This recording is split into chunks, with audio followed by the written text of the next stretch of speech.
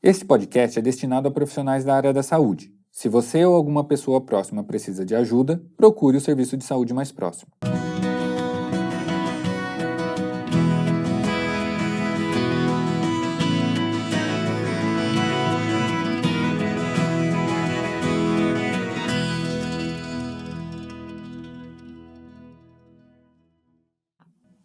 Bom dia, boa tarde, boa noite. Eu não sei que hora você está ouvindo ou vendo a gente, mas seja muito bem-vindo ao nosso podcast Geo2Go.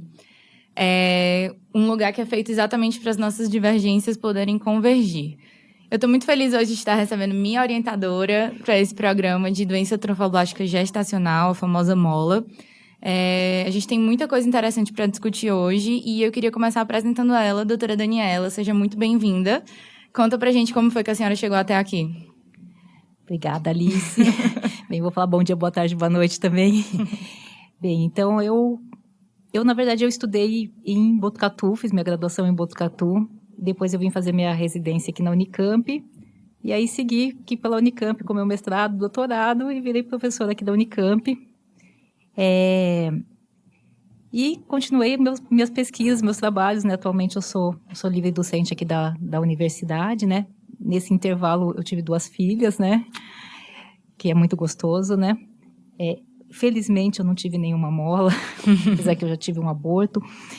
E em relação à mola em si, a doença trofoblástica gestacional, né? Quando eu era médica contratada, eu organizei um ambulatório, isso foi em 2005, de doença trofoblástica gestacional, porque essas pacientes, elas ficavam desassistidas no serviço, né? A gente, inicialmente, quando eu era residente, a gente tinha um ambulatório que cuidava de aborto, das ectópicas, ele foi desfeito e as pacientes ficaram desassistidas. Então, em 2005, eu organizei esse ambulatório no nosso serviço. E em 2015, eu fui convidada pelo professor Maurício Vigiano, que é um dos fundadores da Associação Brasileira de Doença Trofoblástica Gestacional, para participar, que a gente brinca muito, a Sueli vai falar da família trofoblástica. E com isso, assim, venho trabalhando com isso, né? Atualmente eu sou vice-presidente da Sociedade Brasileira de Doença Trofoblástica Gestacional. Estou sucedendo a professora Sueli, que foi a nossa presidente na gestão anterior, né? E cuidando para que a gente brinca que a gente chama as nossas pacientes de flores trofoblásticas, que as nossas flores trofoblásticas sigam bem, né? E sejam bem assistidas. Sim, muito obrigada, professora, é uma honra, né? Então, e nossa convidada de hoje também é uma super mega honra estar recebendo ela aqui, doutora Suê. Muito obrigada pelo convite. A gente vai colocar ela numa videochamada agora para transmitir na TV. Conta pra gente, doutora, como que a senhora veio parar aqui? Bom, então, boa tarde, boa noite, bom dia para todo mundo. Eu fui convidada para participar desse podcast pela Alice, que é aluna da professora Daniela, que é minha amiga da Associação Brasileira de Doença Trofoblástica Gestacional, né? A Associação Brasileira de Doença Trofoblástica Gestacional, ela congrega, como a professora Daniela disse, pesquisadores do Brasil inteiro. E isso é uma coisa muito interessante. De norte a sul e de leste a oeste do país, nós temos representantes na Associação Brasileira de Doença Trofoblástica Gestacional, que é uma doença pouco comum, né? Então, a modalidade mais comum da doença trofoblástica gestacional é a mole datiforme, que, na verdade, é um tipo de gravidez, uma gravidez muito estranha, porque a gente não tem bebê nessa gravidez, na grande maioria das vezes. É uma gravidez onde só se desenvolve a placenta e ela se apresenta como um sangramento aí no comecinho da gravidez. Então, quando a mulher se vê diante de uma situação dessas, gestante, começa a ter um sangramento, ou então vai fazer uma ultrassonografia e descobre que tem uma gravidez, mas que essa gravidez não tem um feto, já é a primeira surpresa que ela tem, né? E assim, já é a primeira... Porque, geralmente, a mulher, quando ela deseja a gravidez, você diz para ela que é uma gravidez inviável, já é uma perda, né? E, junto com isso, essa gravidez, além de representar uma perda gestacional, ela tem o peso de também poder significar uma doença maligna, porque a gente sabe que a mole datiforme, o tipo mais comum dela é uma gravidez chamada mole datiforme completa, que tem chance de 20% de se transformar num tumor. Então, é muita informação junta para uma pessoa, né, que está ali grávida, que tem um sangramento e que, de repente, descobre tudo isso, que tem uma perda daquela gravidez e que tem a chance de poder ter uma doença maligna a partir daí, né?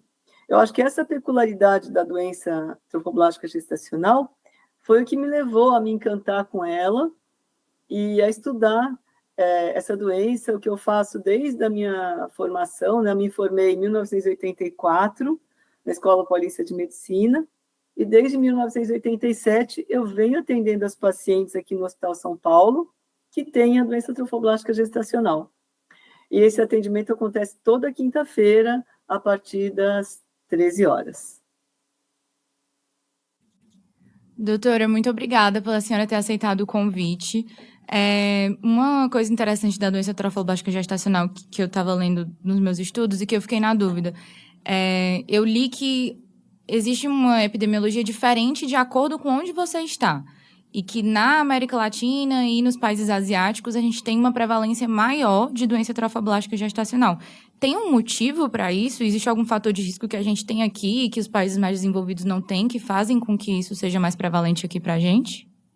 Alice, uma das coisas que a gente tem que levar em consideração é como esses dados são aferidos. Aqui no Brasil, a gente não tem um levantamento, assim, um registro nacional de todas as perdas gestacionais e um registro do anátomo patológico, né, das biópsias resultantes de curetagem, por exemplo, para dizer se foi um aborto comum, se foi uma mola. Então, essa nossa casuística, mostrando que a gente tem uma mola para cada 200 a 400 gestações, é uma casuística referente a hospitais de referência, hospitais de ensino, que, no geral, acabam recebendo os casos de mola, né? E isso faz, assim, de certa forma, a gente ter um viés, porque você acaba tendo um número maior de casos de gestações diferentes, né? De gestações com alguma normalidade, como é o caso da mola, nesses hospitais. Então, eu acho que um dos fatores também pode ser isso, que a gente tem uma casuística baseada em hospitais de referência. Quando a gente tem, por exemplo, na Inglaterra, onde todos os exames anatomopatológicos são feitos no mesmo local e são revisados, aí a incidência da mola ela cai, né? Então, acho que tem esse fato de você poder ter esse viés aí de como isso é calculado. E já se falou, né, mesmo assim, se você considerar um outro ponto que se considera, é de se falar que existe um fator genético aí que aumentaria nas mulheres asiáticas. E isso também tem se mostrado assim, que ao longo do tempo, isso não é tão verdade, e a chance de mola completa nos países orientais, no Japão, na Coreia, tem se tornado cada vez mais semelhante aos países ocidentais. Não se sabe também se isso é relacionado com fatores ambientais, porque as questões, né, de costumes, dieta e tudo isso também tem se modificado nesse país, que pode ser um outro fator aí influenciando isso. Não sei se te respondi, Alice. Não, respondeu sim, doutora. Respondeu, mas principal que a gente fica enviesado mesmo com essa coleta de dados. Eu, por exemplo, não tive a oportunidade de atender muitas pacientes com mola no meu internato, e quando eu cheguei aqui na Unicamp eu fiquei assustada com a quantidade de paciente de mola que a gente tem. Mas é isso, pelo que eu estava vendo também, a gente tem poucos centros de referência no país, tem poucos aspiradores específicos para mola também, né? E aí fica uma amostra enviesada dessa coleta de dados. Mas a senhora respondeu sim. Eu queria conversar um pouquinho, então, doutora, sobre a fisiopatologia e o desenvolvimento da mola. Como é que isso acontece? De onde que vem? tem vários tipos, né? Como que uma paciente vai evoluir para um tipo mola parcial, ou uma mola completa, ou até uma doença trofoblástica gestacional com invasão neoplásica. Quem que vai para qual caminho? Tem como a gente prever isso com base na fisiopatologia ou não? Quando a gente fala em doença trofoblástica gestacional, a gente pensa em 2 grandes grupos, né? Então, primeiro, a doença trofoblástica gestacional benigna, que é representada pelas gestações molares, ou seja, tudo começa numa gravidez. E o que tem de característico nessas gestações é que a célula da placenta, que também é chamada de célula trofoblástica, ela tem uma alteração que faz com que ela tenha um crescimento exagerado. Das gestações molares, como eu já falei anteriormente, a gente pode ter a transformação dessa célula placentária em um tumor, né? Então, das gestações molares, eu tenho a mole datiforme completa, que tem chance de 20% de se transformar num tumor. E a mola datiforme parcial, de 0,5% a 5%. Então, vamos dizer que quando eu tenho uma mola e ela acaba evoluindo para um tumor, ela ganha um outro nome, que se chama neoplasia trofoblástica gestacional, que é a forma maligna da doença trofoblástica gestacional.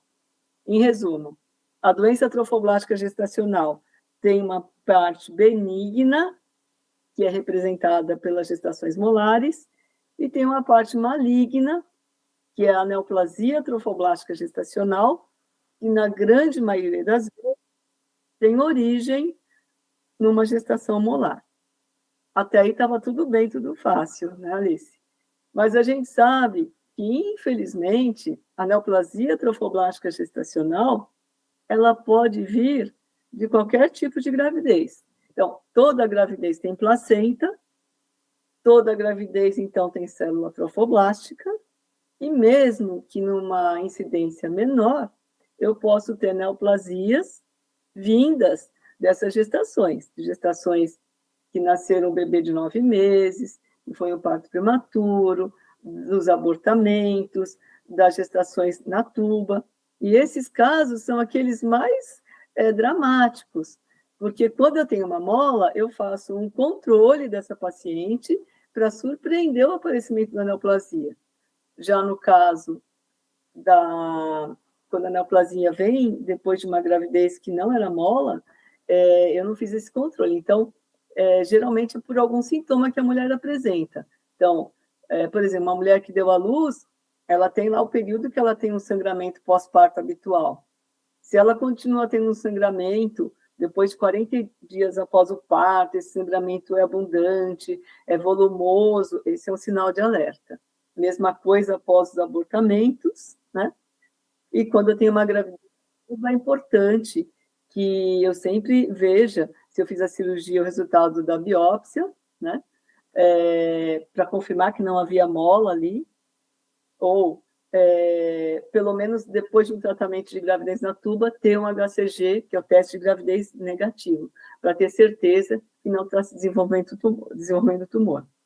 Um ponto importante é que, como esses tumores são constituídos de células placentárias, e a célula placentária, a célula trofoblástica, produz o beta-HCG, esse é um marcador muito importante. Então, sempre o que vai nortear a gente, dizer se a mola está indo bem ou se a mola está tendo uma transformação em tumor, é a medida do HCG que vai falar. Assim como após alguma gravidez que tem sangramento inexplicado, se você tem dúvida se pode estar tendo uma neoplasia gestacional trofoblástica, é só pedir um HCG.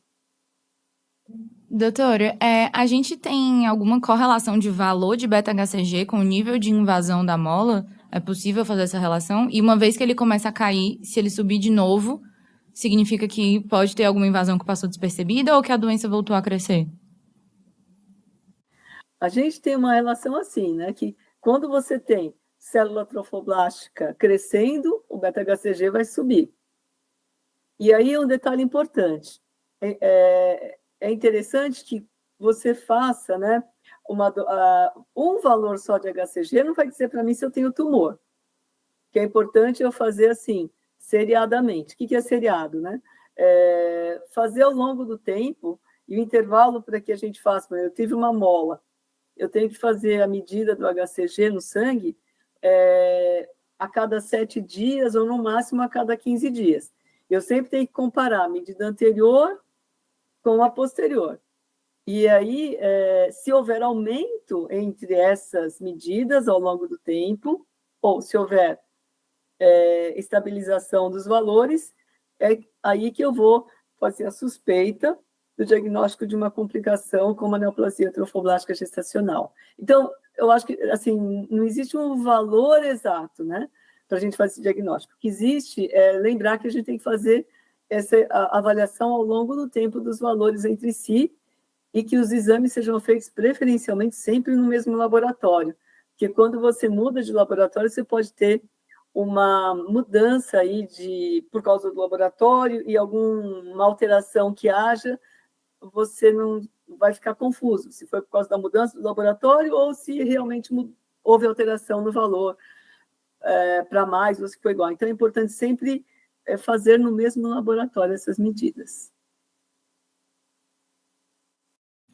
E a gente tem algum fator de risco para a paciente desenvolver mola e, uma vez desenvolvendo a mola, tem algum fator de risco que faz com que ela tenha mais chance de ter as formas graves da doença? De tudo que já se falou hoje, né? Dieta pobre em vitamina A, fatores genéticos, o que se mantém mesmo e que a gente não tem dúvida, para a mola completa é o fator idade, né? Então, as mulheres que engravidam acima de 40 anos vão ter mais chance de ter mola idatiforme do tipo completa. A mola idatiforme parcial não segue isso. A mola idatiforme parcial ela é igual em todas as idades, mas a mola completa, ter mais de 40 anos, é um fator predisponente. E, da mesma forma, a chance de transformação maligna é maior nas mulheres acima de 40 anos. E o outro ponto, como tudo em obstetrícia, né, em medicina, quando eu tive uma vez, eu tenho mais chance de ter outra. Então, se eu tive uma mola, eu vou ter mais chance de ter outra comparativamente a uma mulher que nunca teve. Mas eu sempre digo para as pacientes assim, para elas não se preocuparem tanto com isso, porque a chance de repetição de mola é 1%. Ainda que seja maior do que nas mulheres que nunca tiveram, ainda é muito baixa, né? A chance maior de quem já teve uma mola de ter uma outra gravidez e que seja normal. Doutora, só mais uma dúvida. Essa paciente que tem uma recorrência da mola, digamos que ela caia nesse 1%, recorreu à mola, e tem mais chances de ser uma forma invasora nessa recorrência do que na primeira vez? Ou não tem relação disso também? Alice, olha, não tem uma relação nítida disso, né? De que você tem uma segunda vez, você tem mais chance de ter uma invasora, aí eu diria uma neoplasia trofoblástica.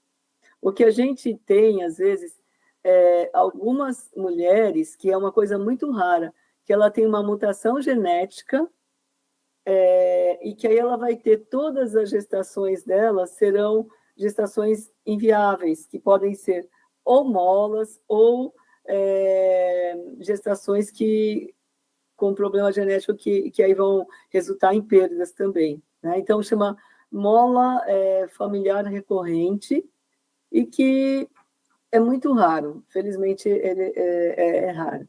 E se a mulher tem essa situação, a forma dela engravidar, quando ela tem esse diagnóstico, para ela ter uma gestação normal, seria por ovo-doação. Mas são raros esses casos, bem raros. Tá certo, doutora. Muito obrigada. Desculpa mais uma vez pelo atraso. Vou liberar a senhora para seguir seus compromissos. E, enfim, uma honra te receber. Vamos continuar a discussão com a doutora Daniela. Obrigada mesmo, viu, pela sua participação. Então, doutora, vamos continuar um pouco agora na nossa conversa. A gente falou muito com a doutora Suê sobre epidemiologia, como que essas pacientes podem aparecer no nosso consultório, mas de manifestação clínica, além do sangramento vaginal, como que elas chegam para a gente?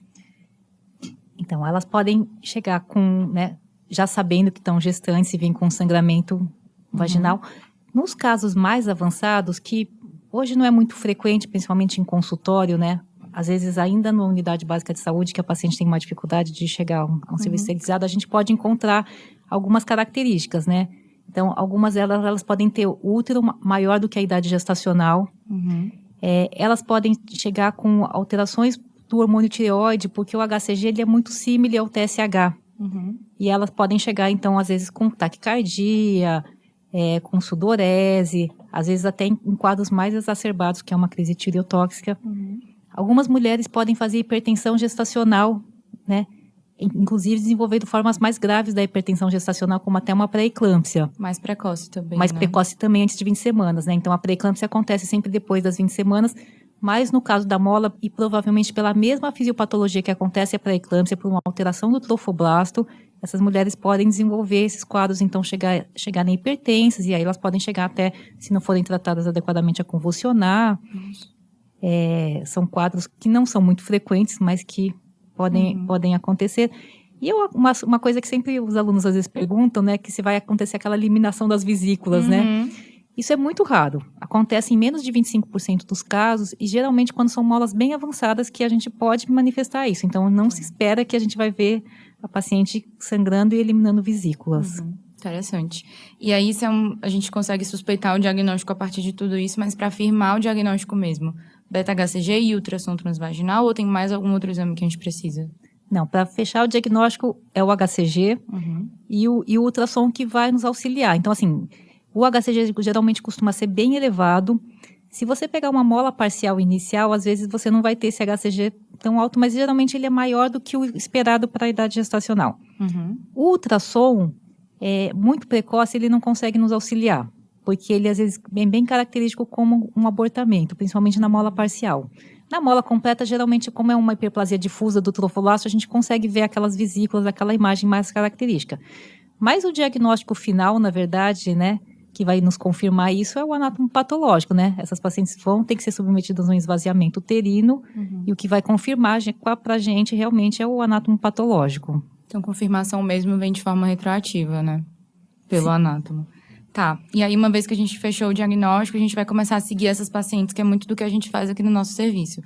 Tem alguns exames iniciais que a gente precisa fazer, que a senhora comentou, mas que tem mais relacionados com as manifestações clínicas, então a gente tem que pedir um TSH, um T4, tem que pedir raio-x de tórax para investigar metástases, né? E o que mais que a gente precisa pedir de exame inicial, assim, para começar o segmento dela? O exame mais importante é o HCG. Então, assim, ela precisa fazer um HCG quantitativo, tá? O TSH e o T4, então, a gente faz para rastrear que ela possa ter uma alteração da tireoide, mas que geralmente assim que você esvaziar, diminuir os valores de HCG, a gente vai ter uma resposta imediata com uma melhora disso, né? E o raio-x de tórax é especialmente procurando as metástases, principalmente pensando na questão do coriocarcinoma. Então, o coriocarcinoma às vezes vai ter uma imagem semelhante, a mesma característica da mola. O diagnóstico é anatopatológico quando você for fazer esvaziamento, mas ele tem metástase muito precoce, né? A disseminação dele é hematogênica e o sítio primário é o pulmão. Então, por isso que a gente faz sempre na entrada, às vezes elas demoraram para chegar aqui, um raio-x de tórax que a gente às vezes pode detectar já um tumor. Tá. Clinicamente, eu não consigo diferenciar, então, o coriocarcinoma da mola, só depois do anátomo patológico. Só depois do anátomo patológico. O que você pode identificar de diferente é o HCG. Tá. Geralmente, nas molas, a gente tem HCGs elevados, mas no coriocarcinoma o HCG é muito mais elevado. Então, por exemplo, nas molas a gente costuma, às vezes, ter HCG por volta de 100 mil. No coriocarcinoma, às vezes, a gente pode ter um HCG beirando a 1 milhão. Nossa Senhora. Então, assim, isso até tem que ter um certo cuidado, foi até o que a Suia comentou em questão dos laboratórios, né? Esses HCGs muito elevados, às vezes, se você, clinicamente, você vê que essa paciente tem muitas manifestações, porque com HCG muito elevado, ela vai ter cistotecaluteínicos, que é uma manifestação que ela pode ter pelo hiperestímulo ovariano, ela provavelmente vai ter uma alteração do TSH. Se você tem essa clínica e você vê um HCG, às vezes, que não é tão elevado, provavelmente é uma dificuldade do laboratório. Então, a gente precisa orientar o laboratório a fazer mais diluições para conseguir chegar ao valor real do HCG. Ah, tá. Interessante. E a gente consegue isso normalmente em laboratórios. É só entrar em contato e falar, olha, tô com um caso assim, se você puder, por favor, diluir mais o HCG para chegar no valor real. Isso, é o que a gente chama de efeito gancho. A gente fala para eles, então a gente está tendo um efeito gancho, precisa fazer mais diluições e aí ele consegue chegar a um valor real. Tá. Bem da vida prática isso, né, pra gente fazer. Doutora, e a partir do momento que a gente vai seguir essas pacientes que desenvolvem, né, o cisto tecaluteínico, elas precisam de segmento com ultrassom? Tem mais chance desses cistos virarem cistos hemorrágicos, romperem, ou não tem nada a ver? Essa fez uma pergunta interessante. Então, quando elas têm um HCG muito elevado, então esse HCG vai fazer um hiperestímulo nas células da teca e vão formar esses cistos tecaluteínicos, que são, os ovários vão ficar extremamente grandes, às vezes até maiores que o útero, né? São cistos grandes, multiloculados, e eles regredem espontaneamente com a regressão do HCG. Então, assim, a gente não precisa tomar nenhuma conduta. É claro que, às vezes, na prática clínica, pela questão de muita ansiedade, o pessoal acaba acompanhando ultrassonograficamente. Mas, assim, em geral, eles vão regredir em 6 a 8 semanas, acompanhando a curva de regressão do HCG. Tá. Então, você não precisa ficar fazendo exame de imagem toda vez. O HCG é o suficiente para isso. O que eles podem te complicar? Eles podem torcer ou eles podem romper. Se eles romperem, a paciente vai dar em abdômen agudo. Mas a conduta é sempre você tentar fazer o que a gente chama de malforoplastia. Resolver o que está e preservar a fertilidade dessas meninas. A única situação que a gente vai fazer uma malforectomia é se ele torcer e necrosar o pedículo, que aí você não vai ter mais tecido viável, e aí a indicação é de fazer uma malforectomia. Mas se ele torcer e ela chegar logo ao serviço, né, ela vai para uma laparotomia, porque ela vai estar em abdômen agudo, mas vai distorcer esse ovário, fixa ele para não acontecer que ele torça e vai seguir que ele vai regredir espontaneamente. Então, não tem necessidade de tentar também tirar os outros cistos. Faria só a foroplastia do cisto que rompeu, fixa, e aí deixa regredir com a regressão do HCG. Exatamente, não precisa funcionar nada. Não vai também ficar mexendo no que estava quieto, né? Tá. E com relação aos achados intrauterinos do ultrassom, que a gente acha que vai sempre ter aquelas vesículas muito específicas que a gente vê em livro. Às vezes não tem, né? Mas quando tem, a gente precisa seguir com o ultrassom até desaparecer ou não? Não, então quando você encontra no ultrassom, na verdade é no diagnóstico. Sim. A hora que você fizer o esvaziamento, você não vai ter mais as vesículas. Então, assim, o seu segmento é com HCG. Tá. Como bem a professora Sue disse. É suficiente. Claro, se esse HCG estiver subindo, que ela pode estar evoluindo para uma neoplasia, aí você pode solicitar um ultrassom com Doppler para ver se você encontra algum tecido que está invadindo a parede do útero. Tá. Mas provavelmente você não vai ver mais as vesículas entrando na parede do útero. Você vai ver um tecido vascularizado, né, uma vascularização maior invadindo a parede do útero. Que às vezes até é difícil diferenciar se é uma neoplasia trofoblástica gestacional ou se é uma malformação arteriovenosa. Que Sim. muitas vezes, e o diferencial vai ser com o quê? HCG, né? Malformação arteriovenosa, o HCG é negativo. Na neoplasia, a gente vai ter um HCG elevado. Tá. E a senhora falou da aspiração, né? Que vai ser basicamente o tratamento, mas como que a gente faz essa aspiração? Porque eu vi que tem poucos locais que tem um aspirador apropriado para mola, né? E aí, eu já vi algumas pessoas falando que a gente pode sim fazer com a MIU, outras pessoas falando que não, que tem que ser especificamente o aspirador de mola, que tem uma potência maior. E aí? Pode, não pode? Como que faz? Então, assim, acho que o mais importante, assim, é que essas pacientes não devem ser curetadas. Tá? O útero de mola é um útero extremamente amolecido e a chance de perfuração é muito alta. Claro, se você tiver num serviço que você não tenha nem aspirador, nem a MIU, você tem que esvaziar esse útero dessa mulher e sua única opção seja a curetagem. Mas, assim, existem já trabalhos mostrando que a aspiração manual e a MIU não tem nenhuma diferença, tá? A grande diferença é que se você tiver um útero muito volumoso, o aspirador vai ser mais rápido do que a MIU, né? Porque você tem que ficar fazendo vácuo. Se você tiver várias seringas, ainda você vai ganhar um certo tempo, mas não tem nenhuma diferença em questão de prognóstico, de aumento de risco de sinéquias para essas mulheres, de complicações, eles funcionam da mesma forma. Por que não tem muitos aspiradores aqui no Brasil? Porque ele é proibido pela Anvisa. Como assim? É uma grande discussão, inclusive, eu vou até contar um episódio do nosso serviço que algumas peças se desgastaram e a gente não consegue comprar porque isso não é liberado pela Anvisa. Mas por quê? A gente sabe? Qual que é o motivo? Não tem... Vou entrar em questões políticas. Não, tudo bem. Mas assim, então, por isso que são poucos serviços que têm aspirador. Entendi. Existe uma médica de Jundiaí que no congresso ela apresentou uma brincadeira que ela falou, jeitinho brasileiro. Sim. para, às vezes, acelerar um pouco essa aspiração, ela pegou uma cânula de amil e conectou com o aspirador da parede do anestesista, fazendo com que o link, para não perder o vácuo, seja aquela parte da agulha de rack, que aí consegue encaixar bem na cânula de amil entre o aspirador e acaba não perdendo o vácuo. E ela fez um aspirador, assim. E deu certo. Deu certo. Interessante. A gente pode testar, doutora, no próximo plantão.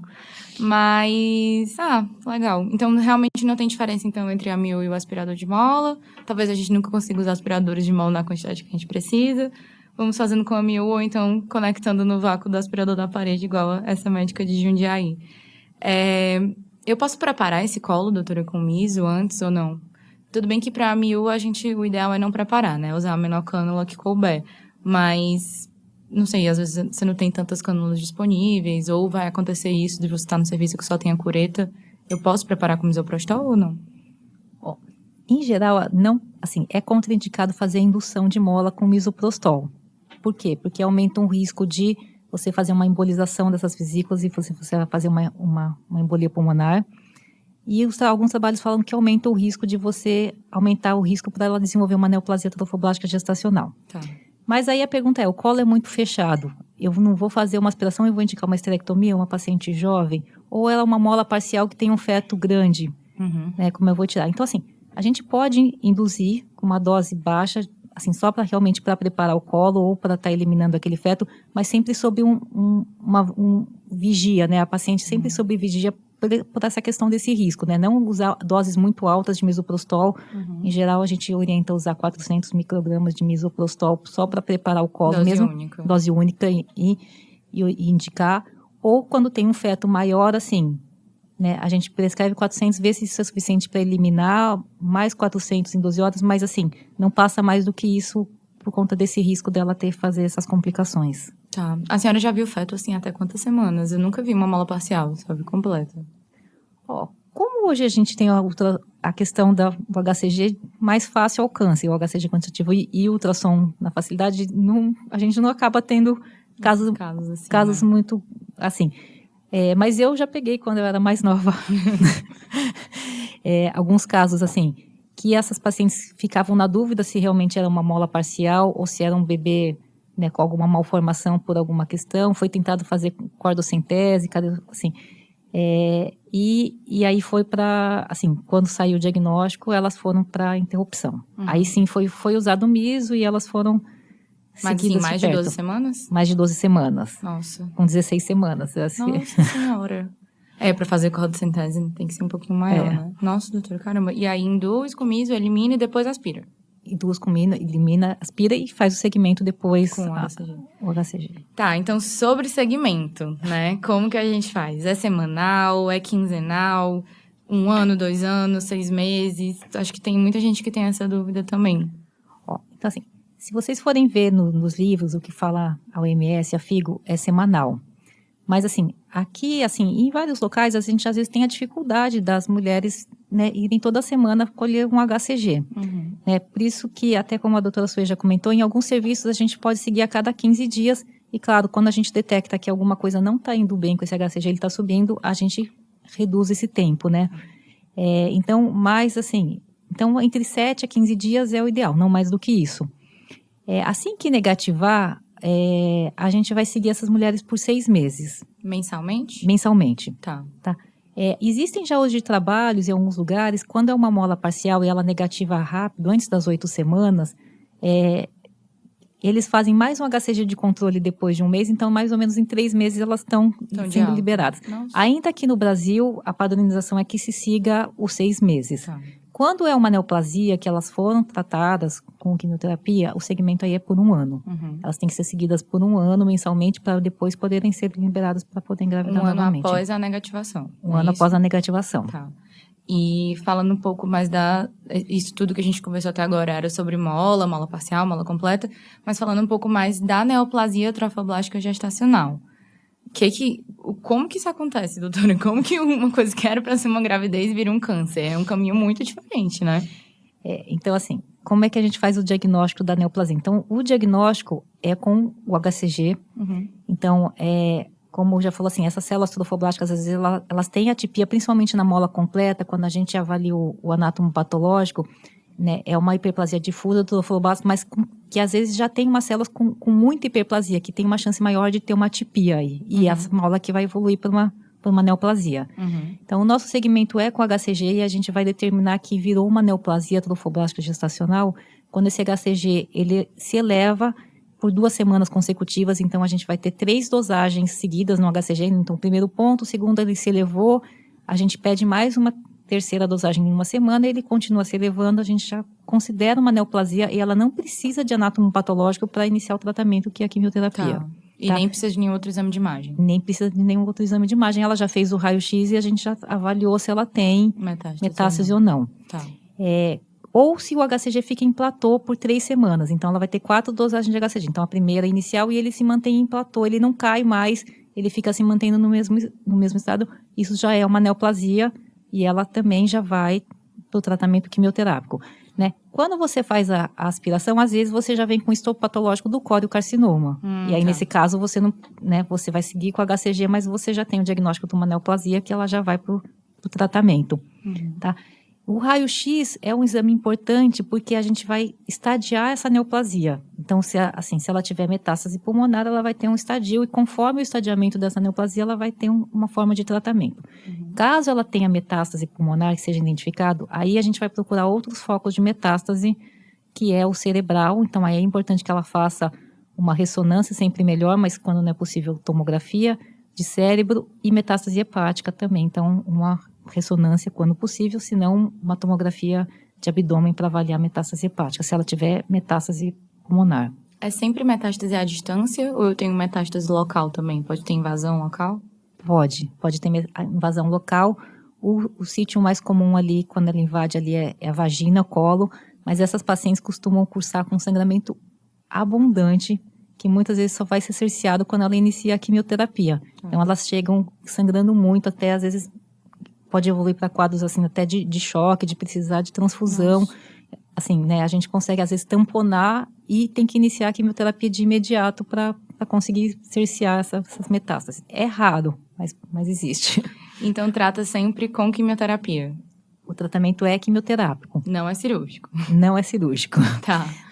A gente pode indicar a esterectomia, assim, em situações que a paciente já tem a prole constituída e que aparentemente são neoplasias de baixo grau, né? A gente tem um estadiamento, então estadios iniciais, mas mesmo assim a gente tem que continuar seguindo ela com HCG, porque às vezes ela pode ter tido alguma micrometástase à distância e pode ser que ela vá precisar da quimioterapia. Então a esterectomia nem sempre é o tratamento que vai ser salvador, né?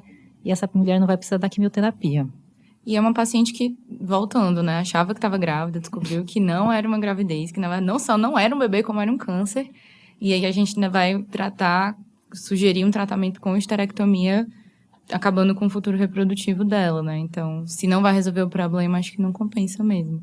E como que é o esquema de quimioterapia, doutora? A gente consegue manejar isso como ginecologista ou precisa sempre ir para um oncologista clínico? A gente aqui no serviço, a gente tem essa grande vantagem de ter a oncologia aqui do nosso lado. Sim. Mas assim, eu vou falar que a grande maioria dos serviços aí fora, geralmente eles não têm esse oncologia dentro do serviço, porque quem cuida disso, né, às vezes são hospitais que só são hospitais maternidades, né, é a obstetrícia, e acaba não tendo esses serviços. Então, assim, essa mola precisa ser estadiada, tá? Então, a gente tem um estadiamento da FIGO, que estadia essa mola em 4 estádios, tá? Estádio 1, 2, 3 e 4. E a gente tem uma coisa que a FIGO e o OMS fez, que é o score de risco. Então, a gente vai atribuir algumas pontuações de acordo com valores de HCG, de acordo com se ela já fez ou não quimioterapia, de acordo com o tamanho de metástase, local de metástase, a idade da mulher. E aí, com isso, a gente vai determinar se é uma mola que a gente fala, se é uma neoplasia, na verdade, se a gente fala que se é de baixo ou de alto risco. Tá. O que seria uma neoplasia de baixo risco? Seria uma neoplasia que é estadio 1, 2 ou 3, com um score menor ou igual a 6. Então, se somam essas informações. Se somam essas informações. Tá. E a neoplasia que a gente chama de alto risco seria a neoplasia 1, 2 ou 3 com score maior ou igual a 7, tá? Ou o estadio 4. Tá. Existe até uma outra classificação que é a ultra alto risco, que a gente, assim, que são as pacientes que têm o score maior do que 12. Tá. Tá. Independente de estágio, né? Independente, geralmente elas são estadio 4, porque para dar 12 ela já tem metástase cerebral, geralmente já são o estadio mais avançado. Então, assim, nas pacientes de baixo risco, o tratamento é com monoquimioterapia. E o agente que mais frequentemente usado é o metotrexato. Tá? Então, muitas vezes, o próprio ginecologista, o obstetra, consegue manejar o metotrexato, assim como ele trata a gestação ectópica, né, com o metotrexato. Então, não precisa diretamente ir para um oncologista. Tá? É uma droga que pode ter alguns efeitos colaterais, mas assim, né, geralmente você consegue manejar isso às vezes sem o auxílio. Em muitos serviços são os próprios obstetras que acabam prescrevendo essa droga. Tá? Se a paciente tiver uma resistência a essa medicação, aí ainda a gente tem segunda linha de tratamento dentro da monoquimioterapia. A melhor droga é a actinomicina D, mas que em muitos serviços não tem, inclusive no nosso não tem, e a gente está pleiteando isso para o Ministério da Saúde, porque é uma droga extremamente barata. E aí existem aí outras quimioterapias de primeira linha, mas que já começa a ter bastante efeitos colaterais, que aí o manejo já precisa ser do oncologista. Tá. Ou você vai para a poliquimioterapia quando tem resistência nas neoplasias de baixo risco. Nas neoplasias de alto risco, o tratamento é a poliquimioterapia. Já de início. Já de início, tá? E o esquema sempre que é usado, que é o mais comum, é o que a gente chama do Emacol, tá? Que é ectoposide, metotrexate, actinomicina, cisplatina e ectoposide. Nossa, tudo isso junto? Tudo isso junto. Jesus. Hoje a gente está fazendo o que chama de Encol, porque não tem actinomicina. Tá? Mas que costuma ter uma boa resposta, só que tem alguns riscos, né? Já é um esquema monoquerápico que pode, às vezes, aí já afetar a reserva ovariana dessas mulheres, né? Isso é raro de acontecer? É raro de acontecer, mas que pode acontecer. Então, apesar que às vezes você não trata ela com uma esterectomia, mas às vezes elas podem evoluir para uma insuficiência ovariana prematura pelo esquema de poliquimioterapia. Sim, e uma coisa eu acho que interessante também do segmento, tanto das pacientes que vão tratar com quimioterapia quanto das que vão só seguir com HCG, é que a gente precisa falar sempre da contracepção, né? Até porque, se ela for tratar com quimioterapia, o metotrexato é uma droga super mega teratogênica. Então, a gente precisa dar contracepção tanto para não perder o parâmetro do HCG, quanto para evitar, Ave Maria, uma gestação com uma malformação por conta de uma droga que a gente estava dando. Tem algum método que eu não posso usar nessas pacientes devido à mola? Ou a gente vai usar mesmo as indicações da OMS para os métodos como se fosse uma paciente sem outra comorbidade? A gente vai indicar a OMS, vamos supor, se ela, como às vezes são pacientes mais velhas, se ela for hipertensa, alguma coisa assim. Mas assim, ela pode usar qualquer método, exceto o DIU. Tá. O único que é categoria 4, até ela ter a negativação do HCG, é o DIU. Independente se é cobre ou Independente hormonal? se é cobre ou hormonal, pela questão local mesmo. Porque a paciente está... O resto, todos os métodos podem ser prescritos, né? De acordo com o critério de elegibilidade dela. Né? Exatamente. E quando negativar, se ela quiser colocar um DIU, pode ser colocado, né? Essa semana que passou agora, a gente estava no Congresso Brasileiro de Mola e a gente estava conversando, como disse a Sueli, tem gente de todas as partes do Brasil, né? Eu já ouvi de uma moça lá do Acre, né? Pela questão das distâncias, da dificuldade lá, assim, as pacientes às vezes têm que viajar 3 dias de barco para conseguir chegar no centro de referência. Ela me falou que essa paciente era uma índia que, se não tomasse todos os cuidados, ia engravidar. E aí, assim, ela teve que colocar um DIU porque ela não ia tomar pílula, não tinha Depo-Provera na aldeia dela para seguir, ela não tinha implante lá no serviço dela, e foi uma forma que ela achou mais segura para evitar com que né, embora não seja uma indicação, para evitar que essa moça engravidasse durante esse segmento. Doutora, essa minha pergunta pode estar totalmente errada e não tem nada a ver, mas se eu fizer algum procedimento que tenha perfuração do útero, então, sei lá, vou fazer uma MIU e perfurei esse útero, vou colocar um DIU, nesse caso dessa paciente, perfurou o útero. A perfuração uterina faz com que aquela mola tenha maior chance de se tornar uma neoplasia, ou não tem nada a ver e é uma coisa da formação genética mesmo? Não, isso não tem nada a ver. Tá bom. Obrigada. Tá, então a gente tratou essa paciente, a gente cuidou da contracepção dela, e aí o beta-HCG foi caindo, e ela quer engravidar de novo. que a gente orienta? A partir de quando ela pode? Suspende método? Tem que terminar de esperar negativar o beta-HCG e já pode em seguida ou não? Então, elas tendo alta, elas podem engravidar. Então, assim, se ela é uma mola que, de forma benigna, né, que evoluiu bem, 6 meses depois, com beta-HCG negativado, ela está liberada para poder engravidar. Uhum. Quando elas fizeram uma neoplasia, que elas fizeram o segmento 1 ano depois do tratamento quimioterápico, que quando, né, negativou, elas estão liberadas para engravidar. E geralmente é um bom prognóstico, como a Suê já falou, assim, a chance de ter uma nova mola é maior, mas ainda é muito baixa, e na maioria das vezes elas costumam ter gestações tranquilas. Que bom, então. Pelo menos é uma doença que tem um potencial de gravidade, mas que também tem alta taxa de cura, né? Tá bom. Doutora, tem mais alguma coisa que a senhora queria falar? Eu acho que das minhas perguntas eram isso. Olha, acho que a gente já abordou tudo, né?